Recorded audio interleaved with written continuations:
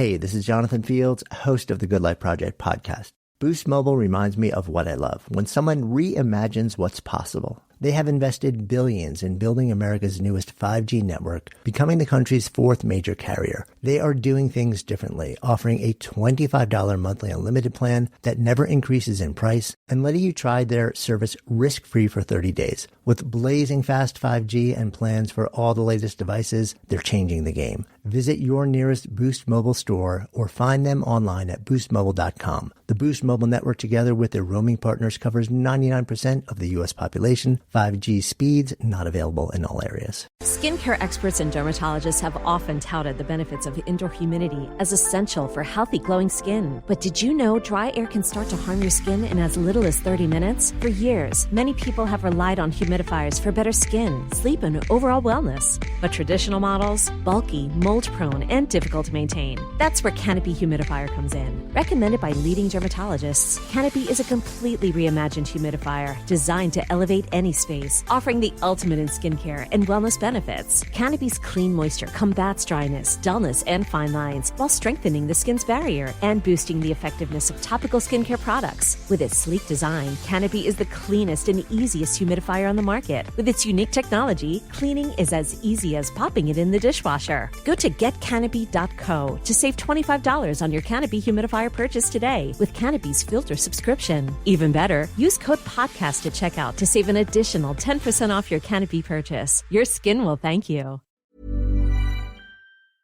Picture this. You're in the garage, hands covered in grease, just finished up tuning your engine with a part you found on eBay. And you realize, you know what? I could also use new brakes. So where do you go next? Back to eBay. And you've got eBay Guaranteed Fit. You order a part, and if it doesn't fit, send it back. Simple as that. So when you dive into your next car project, start with eBay. All the parts you need at prices you'll love. Guaranteed to fit every time. eBay. Things people love. What does the term digital workplace mean to you? In today's world of AI, robotics, and AR, it's much more than an office full of people on computers. It can be anywhere from a factory floor to the top of a crane to the cockpit of an F1 car. Wherever your digital workplace may be, TeamViewer's mission is to make work better. How? By securely connecting your people with the data, expertise, or insights they need in real time to make work more efficient. By automating and streamlining IT and OT support to fix problems before they happen, to make work more productive. And by bringing all the possibilities of a secure and flexible digital workplace to all your people everywhere to make work more innovative. So discover how TeamViewer can make work better, wherever it happens across your business. Learn more at teamviewer.com/workbetter. Hello, everybody, and welcome to another weekend edition of the Daily Tech News Show. This might become a habit. We'll see.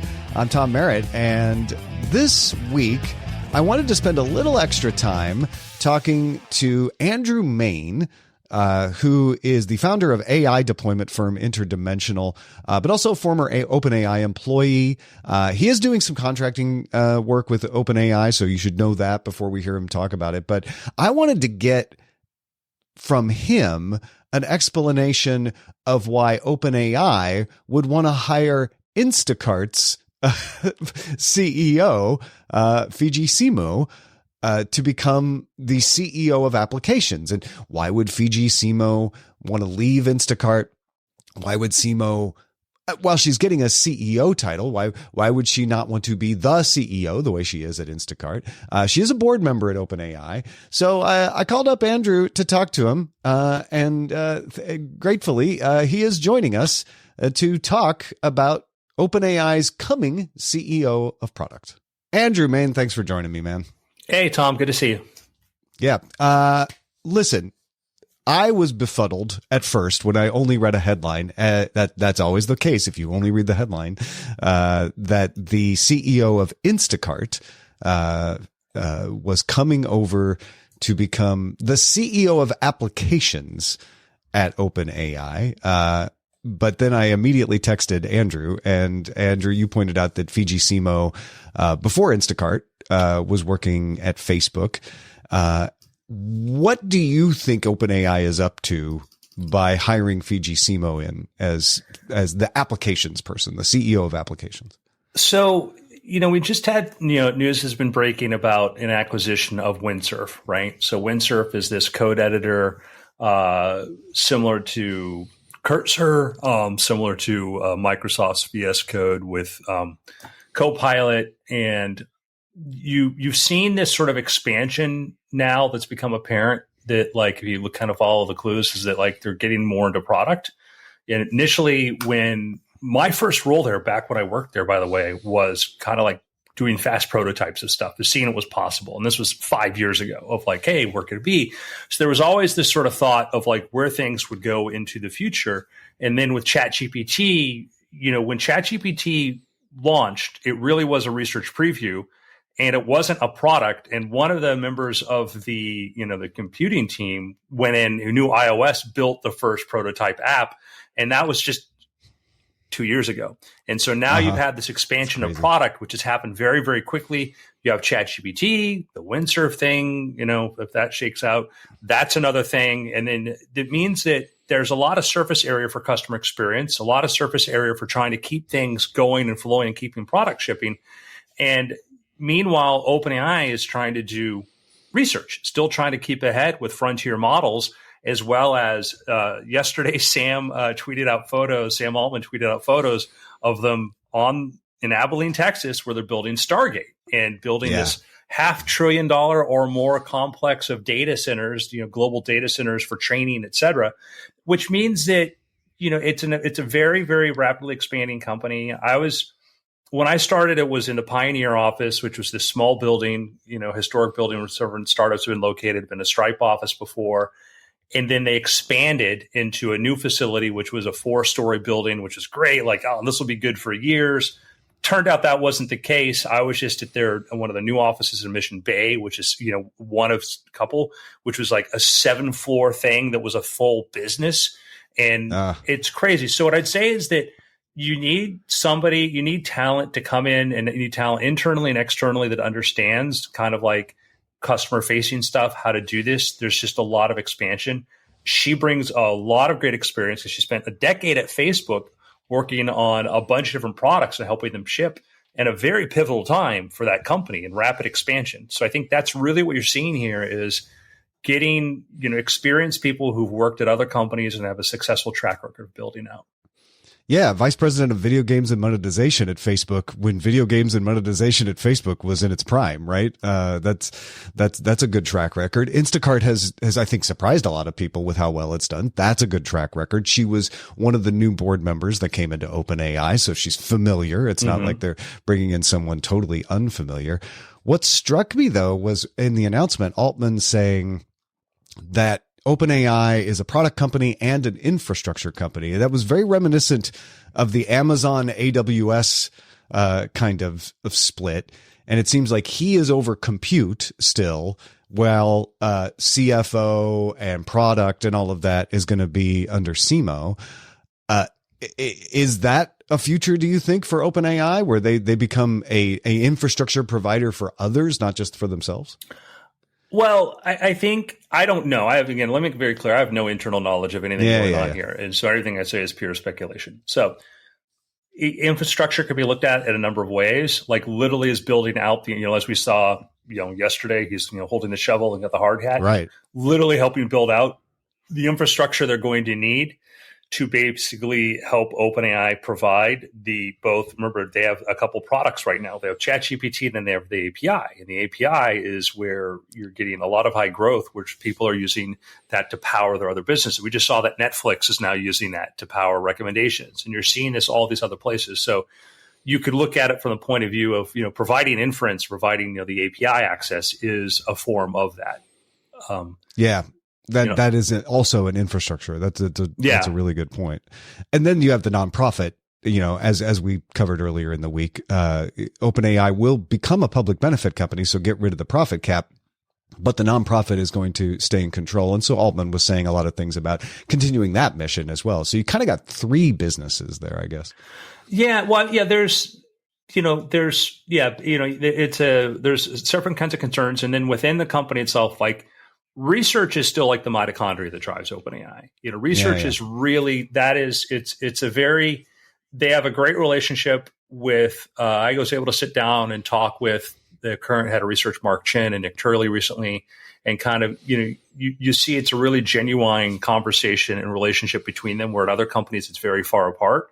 Is that you have product people in one end and research somewhere else, and every now and then research does a presentation and product is like, oh yeah, we want to do something with that. And I think that the organization certainly has these different kind of components to it, and having to manage all of that is certainly, fast moving. Picture this. You're in the garage, hands covered in grease, just finished up tuning your engine with a part you found on eBay, and you realize, you know what? I could also use new brakes. So where do you go next? Back to eBay. You can find anything there. It's unreal. Wipers, headlights, even cold air intakes. It's all there. And you've got eBay Guaranteed Fit. You order a part, and if it doesn't fit, send it back. Simple as that. Look, DIY fixes can be major. Doesn't matter if it's just maintenance or a major mod. You got it, especially when things are guaranteed to fit. So when you dive into your next car project, start with eBay. All the parts you need at prices you'll love. Guaranteed to fit every time. eBay. Things people love. Now at Verizon, we have some big news for your peace of mind. For all our customers, existing and new, we're locking in low prices for 3 years guaranteed on My Plan and My Home. That's future you peace of mind. And everyone can save on a brand new phone on My Plan when you trade in any phone from one of our top brands. That's new phone peace of mind. Because at Verizon, whether you're already a customer or you're just joining us, we got you. Visit Verizon today. Price guarantee applies to then current base monthly rate. Additional terms and conditions apply for all offers. Running a business, I've learned that every missed call is a missed opportunity. Before my team found OpenPhone, it was chaos. Personal numbers for customer calls, missed messages, no visibility into who followed up or didn't. Now we've got a business phone system that keeps up. With OpenPhone, our whole team can call and text from a shared number, assign follow-ups, and track every conversation with call transcripts and summaries. Best part? Whether it's after hours or we're just busy, AI steps in to handle calls, answer customer questions, and capture leads. Our phones are covered 24/7 and we never miss a beat. OpenPhone starts at just $15 a month, and they'll even port over your existing numbers for free. Over 60,000 businesses are using OpenPhone, and now I get why. Try it out and get 20% off your first 6 months at openphone.com/business. That's openphone.com/business for 20% off. OpenPhone. No missed calls, no missed customers. Worried about what ingredients are hiding in your groceries? Let us take the guesswork out. We're Thrive Market, the online grocery store with the highest quality standards in the industry. We restrict 1,000 plus ingredients, so you can trust that you'll only find the best high-quality, organic, and sustainable brands, all free of the junk. With savings up to 30% off and fast carbon-neutral shipping, you get top trusted groceries at your door, and you can stop worrying about what your kids get their hands on. Start shopping at thrivemarket.com/podcast for 30% off your first order and a free gift. Every idea starts with a problem. Warby Parker's was simple. Glasses are too expensive. So they set out to change that. By designing glasses in-house and selling directly to customers, they're able to offer prescription eyewear that's expertly crafted and unexpectedly affordable. Warby Parker glasses are made from premium materials like impact-resistant polycarbonate and custom acetate. And they start at just $95, including prescription lenses. Get glasses made from the good stuff. Stop by a Warby Parker store near you. This is going to present a new way of doing things. Everything was a little tighter, as you were just describing, and this won't be quite as tight when you have a separate organization with a separate CEO. Yeah, I think the challenge is you have to finding people who have been at companies have scaled very quickly, and successfully is very critical. And I think Sam has had a very good sense of what kind of talents and stuff are extremely useful. And I think that's what we can see here. Yeah. And Instacart is a good example of that in the track record for Simo. Also, still co-founder of Metrodora, which is a really interesting healthcare effort. Yeah. That was another thing I was going to bring up is that having worked in sort of the sciences space or helping managing researchers and work with something like that is absolutely a super critical skill for somebody who wants to go into step into OpenAI, because like I said, it is very much a research org, and that, she has both an experience with a high growth company like Facebook and also working with, that front end research. And it's crazy because like one of my clients I was helping out, we were speaking with somebody at OpenAI earlier in the week about some health data stuff, and they had some questions about that. And then the person I was speaking to, like, oh, we should talk to the health team. And I'm like, we have a health team now? And that was like, yeah, we do. And that was incredible. But it was like, just coming from when I was there, it was like a little over 200 people to there's like, now being outside and watching, like there's an entire division of people focusing on AI and health data, et cetera. So you just get a sense of how many different areas at which they're being involved with and how critical it is to bring in people with great skills for those. Yeah, it does seem like, the knee-jerk reaction might be to look at this and say, oh, Altman is doing the Larry and Sergey thing, and Simo is set up to be the Satya Nadella. It's probably not that simple, although there are parallels. Well, there was an Eric Schmidt in between there, and that worked out really well. Yeah, don't forget. Yeah, hopefully none of them are the Eric Schmidt of the situation. But yeah, I feel like you are going to be surprised how many things OpenAI does, because I think people think about it as just the ChatGPT folks. But this is an indication that not only do they have plans to be more than just ChatGPT, just to be a chatbot, but they also have a lot of efforts underway for that. Yeah, and you think about, look at the growth of ChatGPT itself, what it did 2 years ago and what it does now. Both from, if you're using a desktop version, you can connect it to other applications. It'll be able to, it does that. You can set up, timed things where it does things and tell it like, hey, I need you to go do a thing, in 12 hours or whatever, repeating jobs and stuff. The kind of the level of document handling, et cetera. And again, it's a competitive space. You have Anthropic, which is building out their product, which I think Anthropic's doing really good stuff, really good work. I think Claude is very solid, and they had, their document implementation, which was really good. And I think that you're seeing a lot of parity between this, but a lot of just in general, these clients are moving very, very, very fast and just taking on more work. And I'll tell you, like, just kind of an anecdote too, is that outside of kind of the world of programming, the acquisition of Windsurf didn't make a lot of news. But these tools, when you use, what we call, IDEs, when you use these tools, for developing software, et cetera, and you have them tied into AI systems like ChatGPT or Claude or some other system, what happens is they have control over, let's say, a certain area like a file directory. And you can do a lot of things besides write software.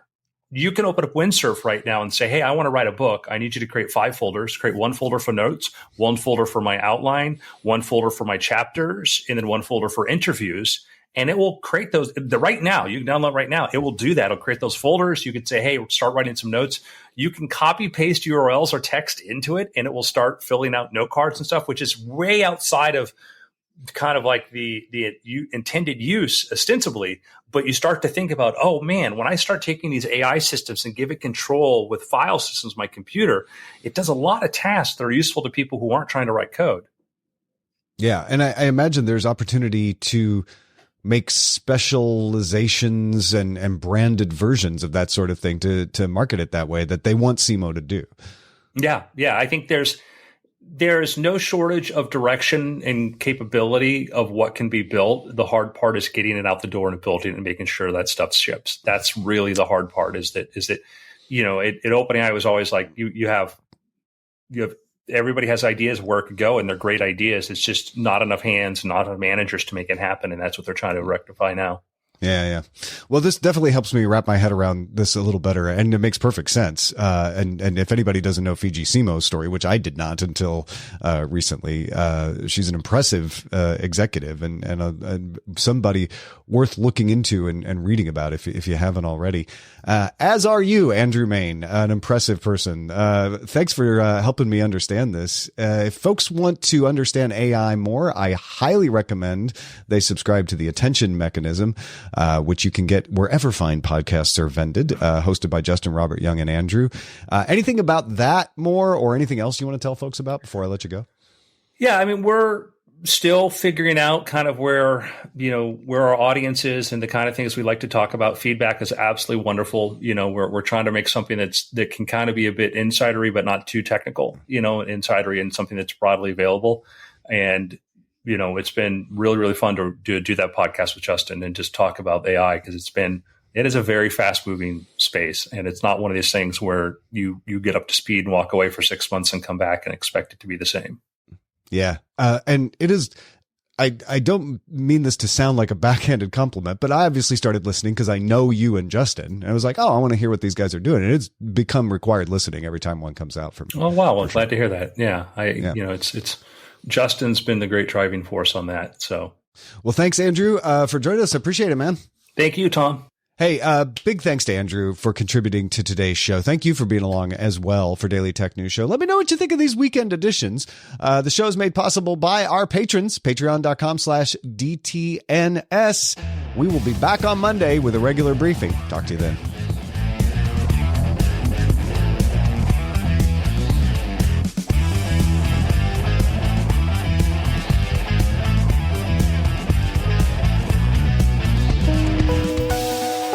The DTNS family of podcasts, helping each other understand. Diamond Club hopes you have enjoyed this program.